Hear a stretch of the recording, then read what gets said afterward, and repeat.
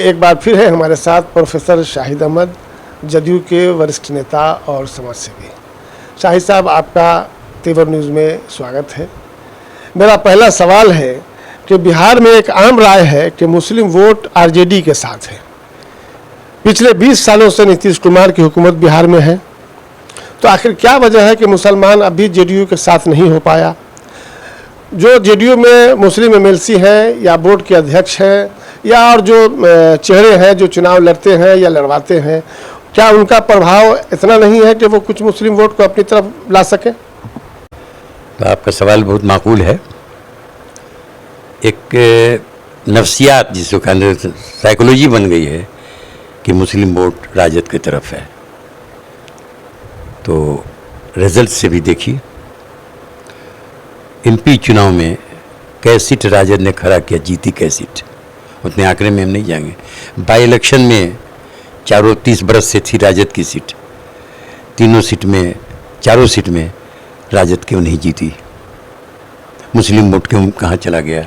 Yadav vote कहाँ गया? 30 बरस से यादव की इस देहात में कहाँ शब्द बपौती थी, कहाँ गया? तो एक भ्रम, इसका दोषी कोई विरोधी नहीं है, इसका दोषी खुद कांग्रेस और महागठबंधन के लोग हैं। वो हंगामा करके मैं समीकरण, कहीं कुछ समीकरण, किसी स्टेट में कुछ हो रहा है, ये उन्होंने किया, वो उन्होंने किया, और बोल बोल के हावी होते हैं। और इस कौम के पास कोई ऐसा प्लेटफार्म नहीं है कि इसका कोई काउंटर करे। गाहे बगाए लोग हैं जो काउंटर करते रहते हैं।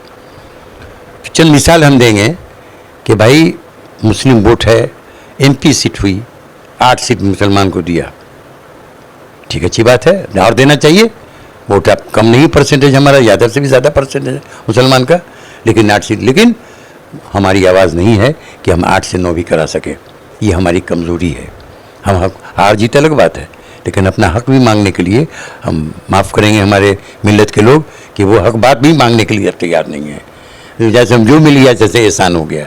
और 8 सीट पर जैसे कि मेरी जानकारी ने लालू जी गए और तेजस्वी यादव गए। कुमार वोट के लिए किसी के पास नहीं कहते हैं कि हमको वोट दीजिए। नीतीश का काम पॉलिसी बनी हुई है न्याय के साथ विकास, और हम वोट के लिए नहीं करते हैं, वोटर के लिए करते हैं। और जब फील्ड में आते हैं तो वो कहते हैं हमने काम किया है, आपको मंजूर है, मजदूरी दीजिए, तो नहीं दीजिए वो आप जानिए। और आप कहते हैं कि भाई माई समीकरण है, मुसलमान राजद की तरफ है। भाई 35% वोट गिर रहा है, हंगामा जरूर है, हंगामा बहुत है कि मुस्लिम वोट उधर है, पूरा हंगामा है। हमारी मिल्लत भी इस बात को इंडिकेट करती है। आप गांव में चले जाइए, ज़रा सा चाय की दुकान पूछिए, नहीं सब जा रहा है उधर, हाँ छापा, 5 छापा, टांग छापा, सब जा रहा है। वोटवा कहाँ गिर रहा है? मोर देन 50% लड़कियाँ, औरतें वोट नहीं गिराती हैं। लेकिन टिकटिकिया कितना है? और सबसे दुर्भाग्य है कि हम इस गौर, आपके इस क्वेश्चन में ये भी हम बोलना मुनासिब समझेंगे कि अब मेरी आवाज़ अपने मिल्लत के लोगों के पास जाए, अपने मिल्लत के होश गोश रखने वाले दानिशवरान हो, सियासी शऊर है, कि भाई आप देख रहे हैं कि 8 सीट हमको मिली, 8 सीट हम हार गए, और 8 सीट एनडीए को चली गई। जो समीकरण था वो कहाँ गया? क्यों नहीं लोग सवाल उठाते हैं? आपको वोट देना दीजिए, आप सवाल उठाइए। हम मीडिया पर्सन से भी कहेंगे, जो हमदर्द नहीं तैयार है, सही बात है, वो भी उजागर किसी उर्दू अखबार में नहीं आता है। एक एमपी थे आपके राज्यसभा से, वो भी आप लेके दे दिया किसको?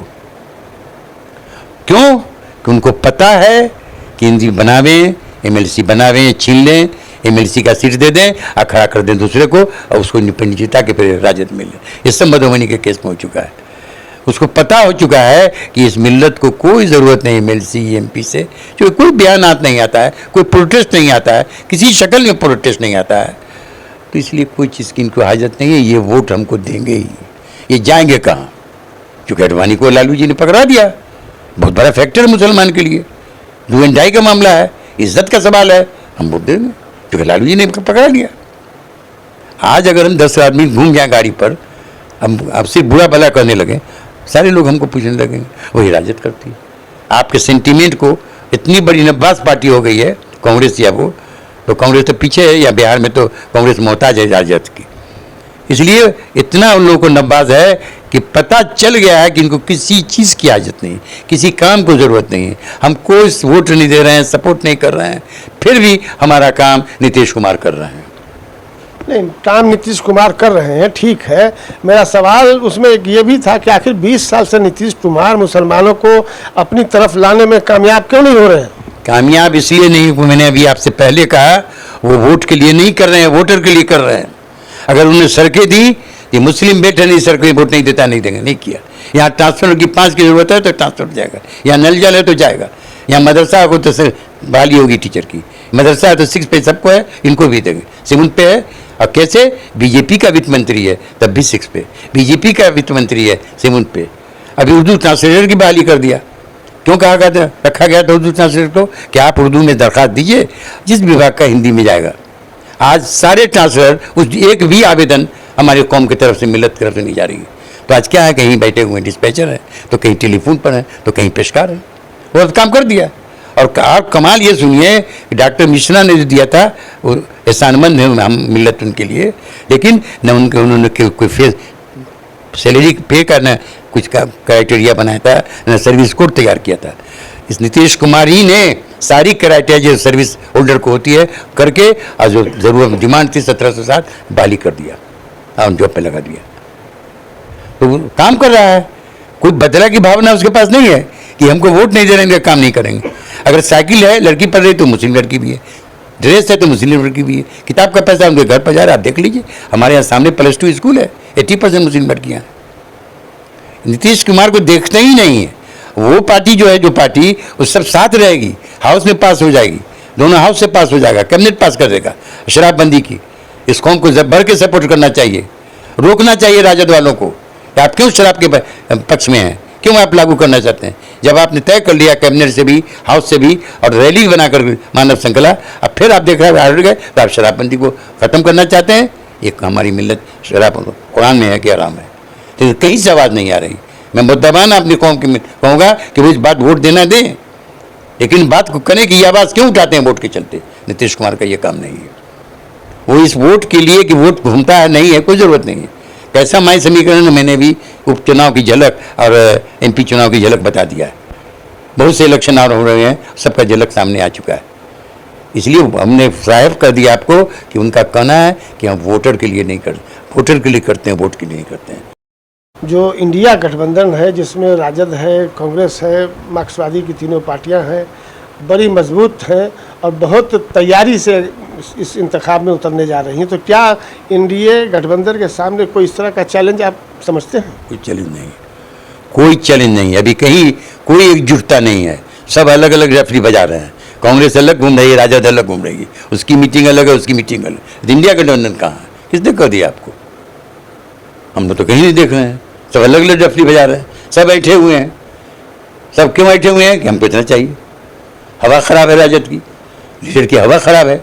एक तो घर में उनकी ख़त्म हो गई, घर फूटे तो कमाल लूटे, वहीं हो गया मामला। केसेस हैं बहुत, सब तरह से चपकलिश है, परेशानी है। और वो हर आदमी, हर पार्टी कैश करने में लगी हुई, इसलिए कभी बैठे कहाँ हैं, कोई फॉर्मेलिटी भी नहीं हुई है अभी। हम इतना लेंगे, सब जा रहा है, अनऑफिशियल सब रिपोर्ट जा रहा है, लेकिन अभी परेशान है। अब कोई तैयारी नहीं है, अभी डिसाइडेड नहीं, तैयारी क्या होगी? तैयारी होती तो आप डिक्लेयर कर दीजिए, बहुत अच्छी तैयारी, तब ये कैंडिडेट वहाँ के होंगे, वहाँ के होंगे, कहीं किसी को पता नहीं। खुद पार्टी में जो लोग हैं उनको पता नहीं, खाली बयान आ रहा है, इतने लोग छट जाएंगे। राजद का ज़्यादा बयान आता है, अब छटता है। लोगों ने कहा, पब्लिक में सुनने में आया, वो इसलिए चल रहा है, ये डिमांड नहीं फुलफिल हो रहा है, ब्रीफकेस भर के नहीं आ रहा है। तो पब्लिक में वॉइस में है, राजद के बारे में कोई छिप के बोलने की बात नहीं, ओपन सेक्रेटरी के बारे में एकदम। ये तो हर पार्टी में, हर गठबंधन में चलता है। नहीं, हर पार्टी में नहीं चलता, हमारे यहाँ नहीं चलता है, हरगिज़ नहीं चलता है, हरगिज़ नहीं चलता है। ये चुनावी वर्ष है और चुनाव में अब 3 से 4 महीने का वक्त रह गया है। ऐसे में कहा जाएगा कि बड़ी उजलत में नीतीश कुमार ने माइनॉरिटी कमीशन का गठन किया है, मदरसा बोर्ड का गठन किया है, संस्कृत बोर्ड का गठन किया है और मजहबी ट्रस्ट का गठन किया है।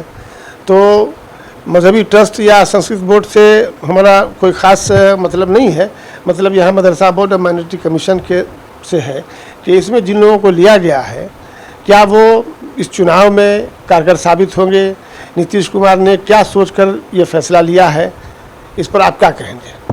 देखिए, लेट हो गई इलेक्शन की वजह से, उजलत हो गई, वो सब बातें नहीं हैं। सब चीज़ सिस्टमेटिक होती है।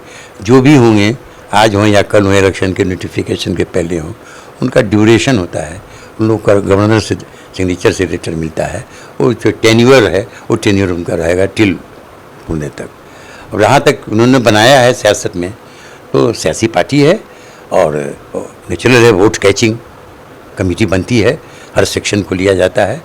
तो जिस तरह से एक सेक्शन को लिया गया है, किसी को भी मुस्लिम को लिया गया है, तो हमारी राय है इसमें कि आज तक जो भी बोर्ड का बना है और या माइनॉरिटी कमीशन का जो भी चेयरमैन और मेंबर्स बने हैं, नंबर भी बढ़ गया हम लोगों का, तो बहुत माकूल है हमेशा से पहले, और ज़रूरत से ज़्यादा काबिल कदर भी हैं और काफ़ी पार्टी के कारगर मिली है।